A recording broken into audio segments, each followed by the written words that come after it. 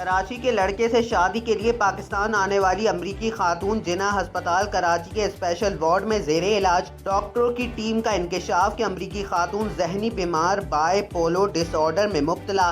तिब्बी test ने बाइपोलो disorder की तस्दीक कर दी। अमेरिका में भी इलाज जारी था। जिन्ना अस्पताल में जेरे इलाज अमरीकी खातून में हीमोग्लोबिन की कमी, 2 बार खून लगाया जा चुका। मीडिया रिपोर्ट के मुताबिक अमरीकी खातून को जिगर के मसाइल का सामना भी है। मरीजा अस्पताल का खाना खाने से इनकार और फास्ट फूड के फरमाइशें करती रहती हैं।